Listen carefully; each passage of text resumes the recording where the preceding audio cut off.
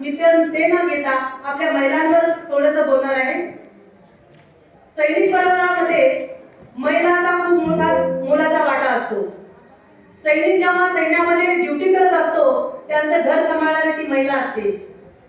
महिला ही तिचं धाडस, तिची जिद्द, चिकाटी, तिचं नेतृत्व कला, तिच्यात असलेलं हिडन टॅलेंट हे ती एकटी पार पाडत असते आणि महिलाच्या या धाडसामुळे ती सर्व कार्य करण्यासाठी सक्षम असते।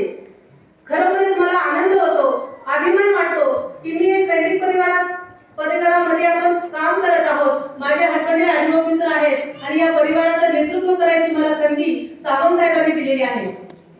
सैनिक फेडरेशनच्या माध्यमातून महिलांना सक्षमीकरण करणं, सक्षम करणं हे एक मेन उद्देश आहे।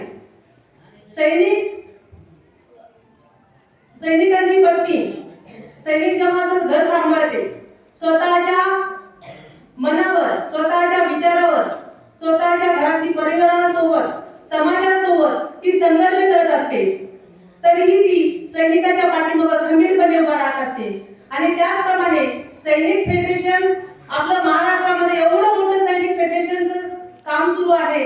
प्रत्येक जिल्ह्यामध्ये खूप सुंदर असं कार्य चालू आहे आणि त्याच्या सैनिकाच्या खांद्याला खांदा देऊन महिला सुद्धा तेवढ्या सक्षम पुढे येत आहेत।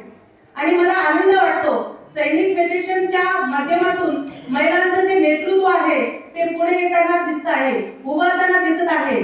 4-5 जिल्ह्यामध्ये आपल्या महिला अध्यक्ष आहेत, मग ते शोभा करंडे मॅडम असतील, शीतल गिर असतील,